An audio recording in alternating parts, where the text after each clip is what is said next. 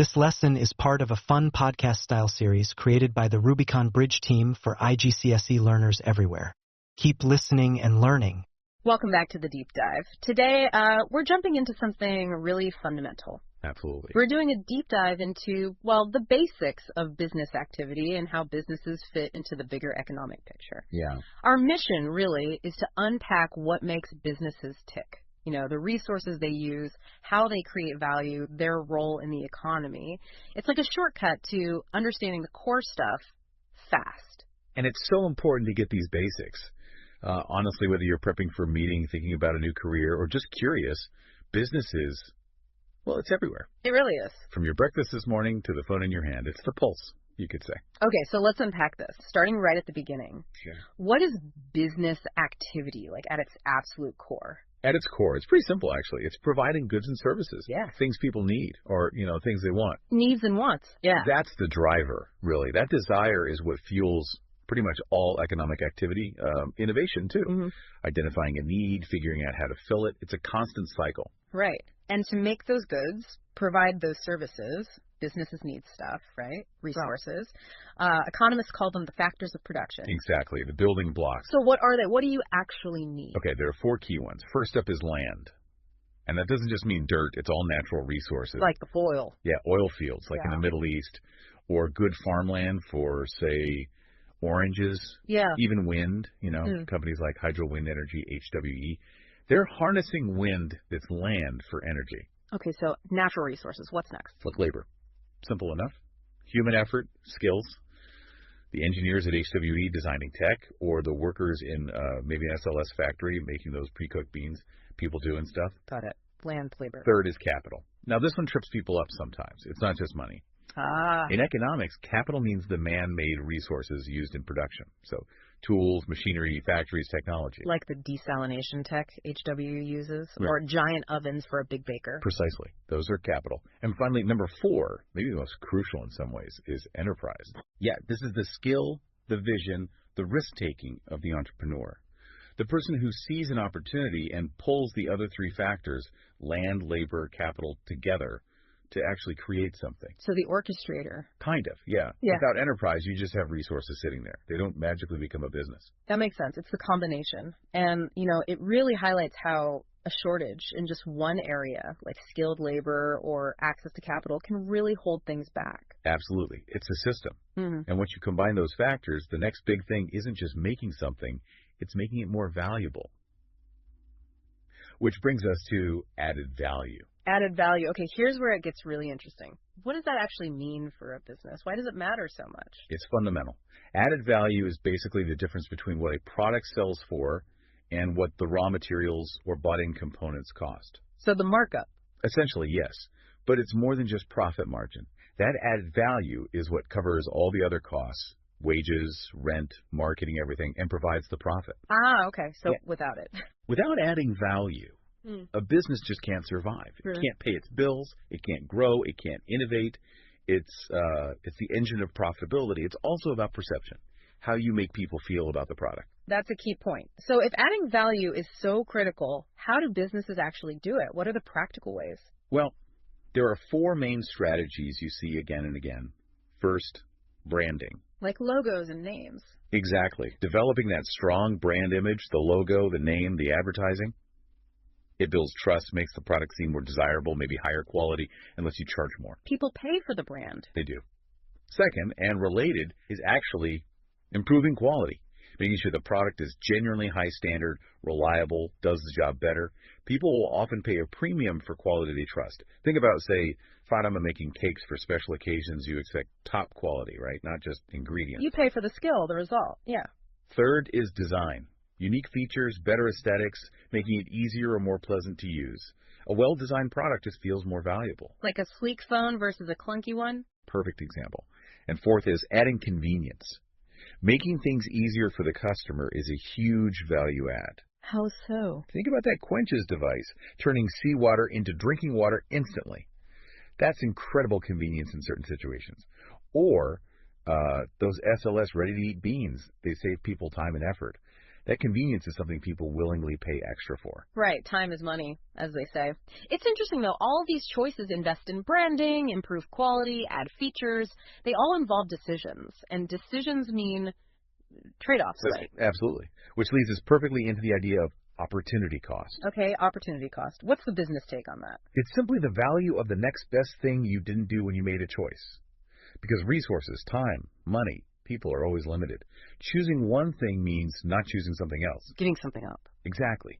The value of that foregone alternative is the opportunity cost. Can you give an example? Sure.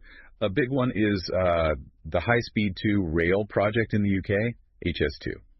The decision to pour billions, I think the estimate hit 107 billion back in 2022 into that specific project, meant that money couldn't be spent on, say, lots of smaller local transport upgrades across the country. Oh, okay. So the opportunity cost wasn't just the 107 billion itself, but all those other potential projects, better local buses, road repairs, other rail improvements that didn't happen as a result. That's the opportunity cost. It really forces you to think about the hidden consequences of decisions, doesn't it? Even personal ones, like choosing one job over another. Precisely. The salary you didn't get, the experience you missed out on. It applies everywhere. Okay, so businesses combine resources, add value, but they don't all do the same kind of thing, obviously. How do we start sorting them out? How do we categorize them? Yeah, that's where the economic sectors come in. It's a way to group businesses based on what they fundamentally do. Yeah. Generally, we talk about three main sectors. Three sectors, okay. First is the primary sector. This is all about extracting or harvesting raw materials directly from nature, from the land or the sea. So farming, mining. Exactly. Oil extraction, fishing, gold mining, growing oranges, even wind farms, harvesting wind energy. It's the starting point, getting stuff from the earth. Got it. Primary is raw materials. Then what? Then comes the secondary sector. These businesses take the raw materials from the primary sector and turn them into manufactured goods, processing, assembling, building. So factories, construction. Yes. Car manufacturing, steel making, building houses, making airplanes, producing glass. Think about Malone bamboo bikes. They extract bamboo. That's primary. Then they manufacture the bikes. That's secondary. Okay. Primary gets it. Secondary makes it. What's the third? The tertiary sector. This is all about providing services. Services to consumers, services to other businesses. It's huge and incredibly diverse. Like shops. Shops, definitely. Retailers. But also banks, like BRS Bank in Bangladesh providing financial services. Plumbers, doctors providing medical treatment. Insurance companies, hairdressers, delivery companies moving parcels around. Even construction can sometimes fit here if it's about the service of building management. Wow. Okay. So that covers almost everything we interact with daily, service-wise. Pretty much. It's often the largest sector in developed economies. What's really interesting is how they're not separate boxes, right? Yeah. They must work together constantly. Oh, completely interconnected. They form a chain. You can't really have one without the others flinching. Can you walk us through an example? How does that chain work? Sure. Let's take something super simple, like a T-shirt. Okay, a T-shirt. Starts in the primary sector, right? Growing cotton on a farm, that's harvesting a natural resource. Right. Then that raw cotton goes to the secondary sector. Factories spin it into thread, weave it into cloth, then cut and sew the cloth into the actual T-shirt. That's manufacturing. Makes sense. Finally, it hits the tertiary sector. The T-shirt needs to be transported, maybe marketed, advertised, and then sold to you in a shop, a retail service, or delivered if you buy it online. Ah, so transport, marketing, retail, all services. Exactly. Primary, secondary, tertiary, all working together to get that T-shirt from a field into your hands. It's a great illustration of the chain of production. Okay, so we've talked about what businesses do, primary, secondary, tertiary. But there's another big distinction. Who owns and controls them? That brings us to private versus public sectors. Yes, a really crucial difference. It fundamentally shapes the goals and operation of an organization. Let's start with the private sector. Okay. These are businesses owned and controlled by private individuals or groups, not the government. Their main aim, usually it's making a profit. So most companies we think of. Most likely, yes. From a local sole trader shop to giant multinational corporations, partnerships, private limited companies, public limited companies, they're all generally in the private sector. Think, we mentioned earlier, it's a private bank. Even though it has social goals alongside its business operations, it still aims for profit. Right. So profit-driven, privately owned. What about the other side? The public sector. The Public sector is owned and controlled by the government, national, state, local, supposedly on behalf of the people. And their goal isn't profit. Generally, no. The main objective is usually providing essential services to the public, focusing on welfare, access, things like that. Think public schools, national health care systems, often utilities like power or water supply, though that varies by country. Any big examples? Indian Railways is a classic one. Huge organization providing transport across India. It's run by the government, aiming to provide a public service, not primarily to maximize profit. It's actually the world's largest public sector employer, I believe. Wow. So the core mission is different, service versus profit.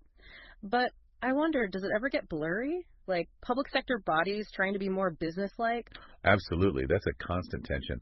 Public organizations are often under pressure to be more efficient, to manage resources well, to use taxpayer money responsibly. So they might adopt management techniques or efficiency drives you'd normally see in the private sector. Trying to get the best of both worlds, maybe? Sometimes, yeah. Or just responding to budget pressures. It leads to interesting debates about how public services should be run. And thinking about big changes. Sometimes private companies make massive shifts that have huge societal or environmental impacts. Can you think of a case like that? Definitely. A really striking example is Ørsted, the Danish energy company. Ørsted, what did they do? Well, they used to be heavily into coal and oil, a traditional fossil fuel energy producer. But they made this incredibly bold strategic decision to completely transform their business. They systematically sold off their fossil fuel assets and went all in on clean energy, specifically offshore wind power.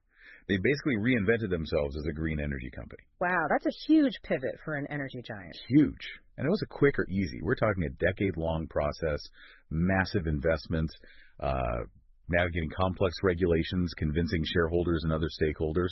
It was a really significant long-term strategic shift by a private company towards sustainability, driven by a mix of foresight and ultimately seeing a profitable future in renewables. Hashtag shag outro. Okay, that was a fantastic journey through the fundamentals. We've covered what business activity actually is meeting those needs and wants. Right. We unpack the 4 factors of production: land, labor, capital, and that crucial spark, enterprise.